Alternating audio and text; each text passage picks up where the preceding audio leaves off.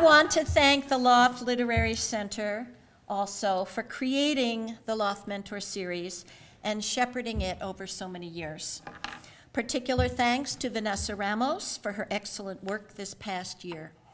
When I was a mentee in 1982, so it was 32 years ago,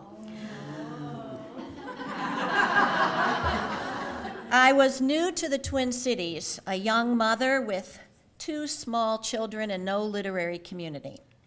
I remember sewing my own dress for my Mentor Series reading with Leslie Marmon Silko. That year changed my life. So it's been very rewarding to be back as a mentor and able to work with such a talented and serious group of writers. I'm very happy to be reading tonight with Maureen Fischer and Ember Johnson. So this is a virgin read. I'm reading the first chapter of a new novel, which may be young adult or crossover, I have no idea. So since you guys are all so brave reading new work, I'm going to do the same. So chapter 1, this is a novel set during the last 4 months of World War I, so another soldier's story. It was like living inside the carcass of a rotting rhinoceros. Tiny cave-like rooms and narrow passageways, the tang of urine and vomit and old people's sweat. I stumbled up the lurching stairway, eyes glued to the next step. A blast of cold air hit me, wind so biting it stung. Please, God, I prayed, not one more day of this.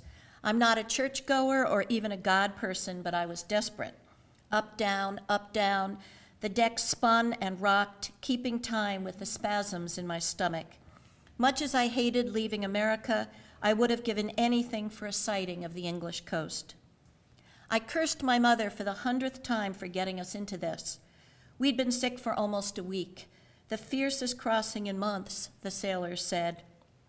Earlier that day, my mother had tried to explain why she was so bent on going to England. Men with their faces shot off and plastic surgeons trying to fix them, and artists making masks for the men to wear so they didn't scare the daylights out of people. The head mask guy was one of her mentors from when she was a student at the Slade School of Art in London. She was half delirious when she was telling me this. "You are ruining my life." I wasn't yelling, but I was loud, pacing like a crazy person. Danny and Stu could not believe my mother was forcing me to go to England in the middle of a war. "The Germans just sank 4 more ships," Stu said. "Yours could be next." "Those are merchant ships," I told him. "Yeah, but the Lusitania wasn't. She was an ocean liner just like the one you'll be sailing on." He was right, of course. The sinking of the Lusitania 2 years ago being one of the reasons America finally entered this stupid war. Until he said it, being hit by a torpedo wasn't on my list of major reasons for not going to England. Finishing the Model A sure was. Danny, Stu, and I had been working on the car all summer, meeting in our barn every evening after chores and baseball practice. They'd never finish it without me. Danny and Stu could do the body work all right, but I was the only one who knew how to rebuild the engine. We talked about it for months, how we'd drive up to Canandaigua Academy on the first day of our senior year in a gleaming red Model A Ford, the only seniors with our own car. Well, my car, technically. My grandfather left it to me, knowing I could get it going as soon as I turned 16, but I saw it as rightfully belonging to the 3 of us.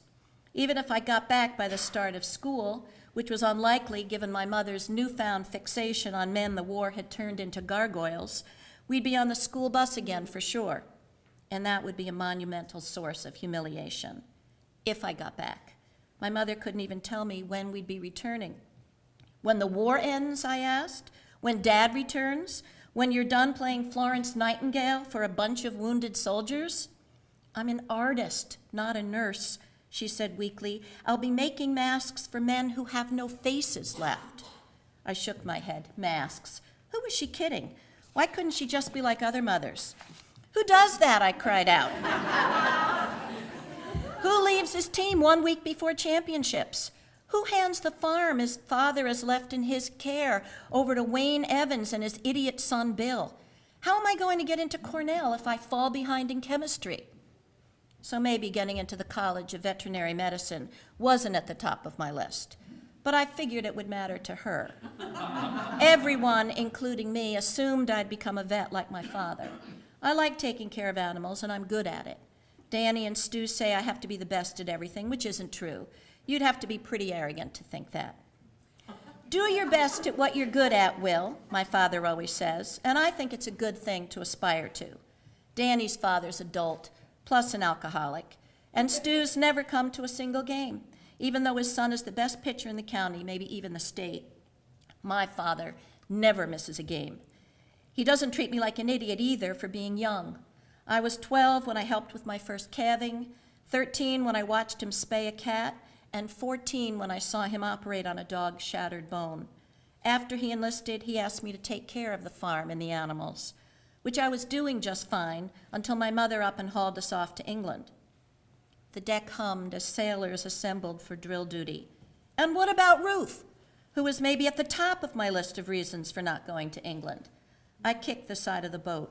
My mother didn't even know there was a Ruth.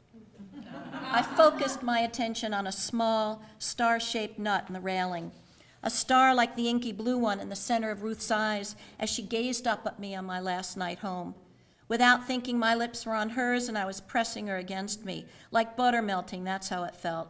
She was dating Howie Martinson then, but I asked her to go for a spin on the Model A, and she said yes. The car didn't even have a body on it yet. I set a wooden box over the engine, folded a blanket on top, and helped her up beside me. She held one lantern and I the other, and we took off, beaming the lantern rays in front of us for headlights. After a mile, the hot engine was burning our butts, so I pulled off the road and we sat in Olson's field watching the stars. Then I took her home. That was the first kiss. The second was the night before I sailed. Would she wait for me? Probably not. Not with Howie Martinson and his $50 a week steamboat job waiting in the wings. Will? A hand on my shoulder and I turned to Doc Rooney's weather-worn face. I'm glad to see you on deck. He handed me a small packet. I'm worried about your mother. I just checked on her and... You're worried about her? I spun around and the world tilted. She's dehydrated. Dissolve this in hot water and give it to her. Use a teaspoon if you have to. She needs to keep drinking. What is it? Ginger powders and mint. It'll help with the nausea. Bring her on deck in the open air. Tell her to keep her eyes on the horizon, not the waves. You too, he said kindly. Oh, I'm all right. One of the cooks in the galley gave me a small teapot filled with boiling water to take below. At the sight of my mother's pale, green-tinged face, I felt a slight thawing toward her. Here, Mom, I said, kneeling by the side of the bed. I made you some tea. Doc says it will help settle your stomach. You need to drink it all. As I raised her up against the pillows, I could feel the bones of her back against my hand. A worm of worry twisted in me. My mother is a slender woman with the strong hands and arms of a sculptor used to molding and shaping clay. She also has a steely will and determination. She'd never have made it through the Slade School of Art without that will to succeed, my father said, much less leave a busy life in London to become a veterinarian's wife in upstate New York. Thanks, Will, she said softly. I wasn't a fan of her determination to put her arm to use and join the war effort, but I was more than willing to channel that same will if it would make her better.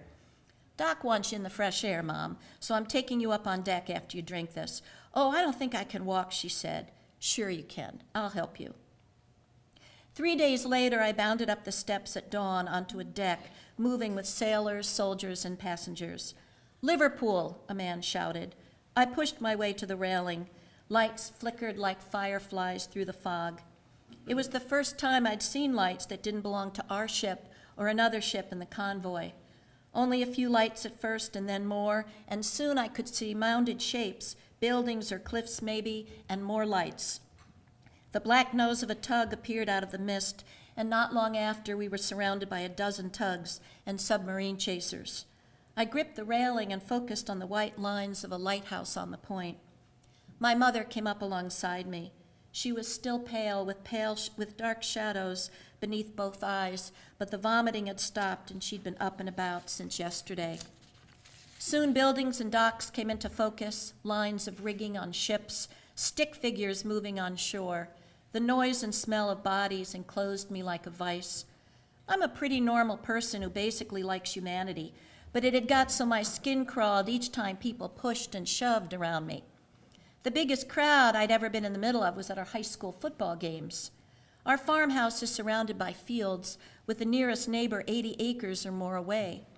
I was used to walking out the front door each morning to the sun-bleached side of our barn and land spilling away in all directions. Come on, I whispered, wishing the boat forward. By the time it had docked and it was our turn to depart, I leaped off the gangplank. The ground was solid beneath my feet, but I swayed anyway. The buildings and sky tilted, and the soldiers crowded the railings on the first deck, up and down like the skyrocket at the county fair.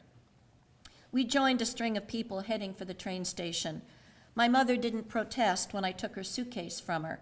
I tried not to gape at the endless rows of building, 3 and 4 stories high, packed so closely together I could almost hear the voices through the walls.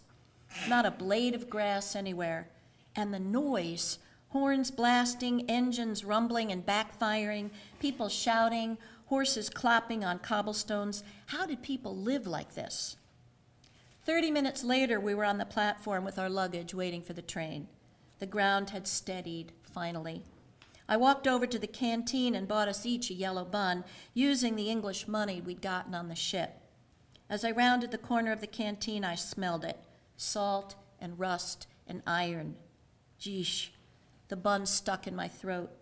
Soldiers lay row upon row on stretchers, so many that they filled the entire end of the platform. Men in blue uniforms moved among them, handing out cigarettes.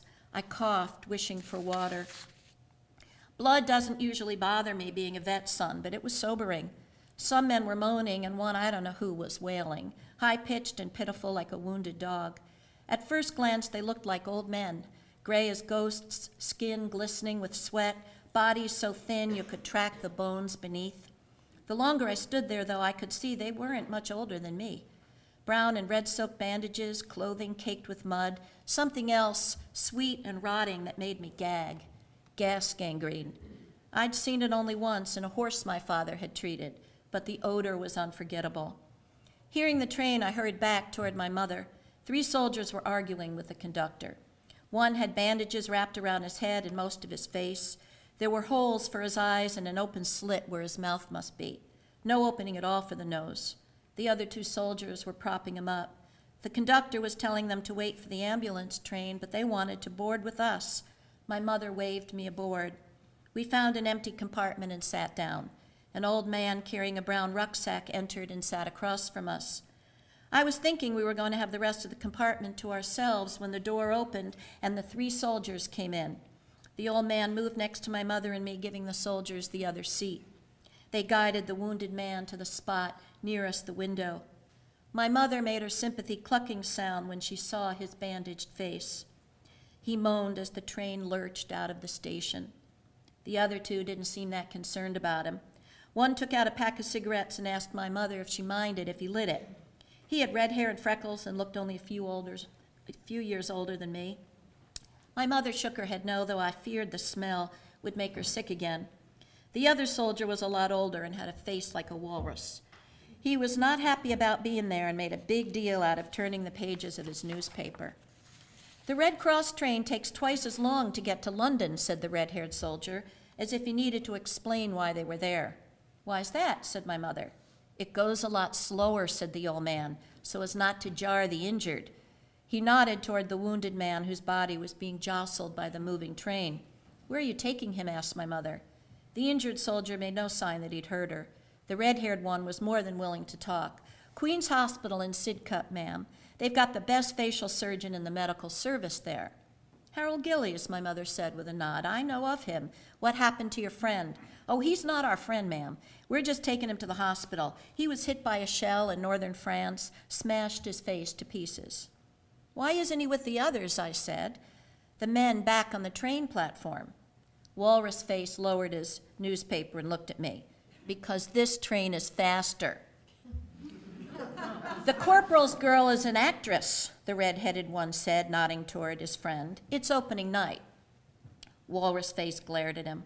Cockroach, I thought. You're a Yank. The red-haired soldier looked from me to my mother.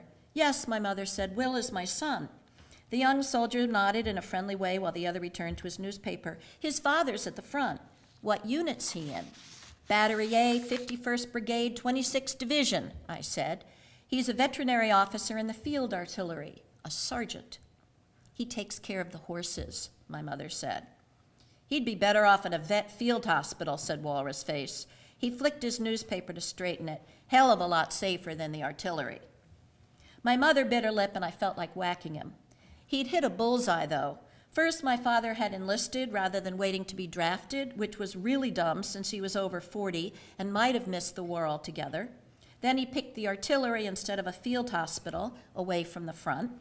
Why would you do that, I asked. Leave Mom and me in the farm, knowing you could get killed over there? He went on and on about duty and being able to choose where he'd serve. Part of me was proud that he'd enlisted. We talked about the war every day, in school and out. Danny, Stu, and I had a map of the Western Front pinned up in the barn. Red pins for the Allies, black for Germany. When America entered the war, we added blue pins for the doughboys. We tracked the latest attacks and counterattacks, advances and retreats, counted the number of dead and wounded, prisoners captured, machine guns, and trench mortars confiscated. If we were drafted, Danny said, he'd choose the Army. Stu was torn between Army and Navy, and I wanted the Air Corps. I'd papered the wall with pictures of aircraft, from the flimsy monoplanes like the Farman and Rumpler Taube used for reconnaissance at the beginning of the war to the SC-5 biplane that Edward Manick flew. You should be proud of your dad, Danny said. I am proud of him. I just didn't want him ending up like those guys on the railroad platform. In the last letter we got, he said his unit was marching towards some place called Chateau Thierry in France. Every day the papers were full of casualty reports from towns in France, just like Chateau Thierry. The Yanks joining the fight will make all the difference, said the old man. I hope so, my mother said. I'd been watching the injured soldier whose bandaged head was bumping against the window. He straightened himself as the old man lifted a thermos from his rucksack and drank. His eyes were fixed on the old man as he screwed the cap back on the thermos. He's thirsty, I said. Do you have anything for him to drink? The red-haired soldier shook his head. Could he have some of your water? My mother asked the old man. It wouldn't help, came the voice behind the newspaper. His mouth's gone. He'll have to wait until we get to the hospital. Please, my mother said, and held out her left hand for the thermos. The old man offered it. She took a handkerchief from her coat pocket and stood, handing me the thermos. I poured water into the cup. She soaked the handkerchief and moved over to the wounded man. Hold his head, Will. I tipped his head back. My mother leaned over him and squeezed the handkerchief through the opening in the bandages. The pink tip of his tongue lapped at the water. She filled the handkerchief full 4 or 5 times before he seemed to have had enough. While she dried the bandage, I took off my jacket and folded it in between his head and the window. What's his name? I asked. Major Royce, the red-haired soldier said. I think we were all relieved when he slept, finally. My mother laid her head against my shoulder, and she slept, too. I kept remembering the smell of Ruth's skin as I kissed her goodbye, milk and honey with a tinge of roses. Why didn't I give her my school ring or at least ask if she'd wait for me? I figured it was understood, but maybe for her it wasn't. The view out the train window looked more and more like upstate New York. One green field after another, grazing sheep and cows. As we drew into each small town, the red brick houses grew closer together, each one with a garden full of flowers or vegetables. I must have slept finally, for when I woke, we were on the outskirts of London. No more green, just buildings and smokestacks and the grinding squeal of the slowing train. The soldier was moaning now and sweating. Walrus Face was dozing, his head tipped forward on his chest.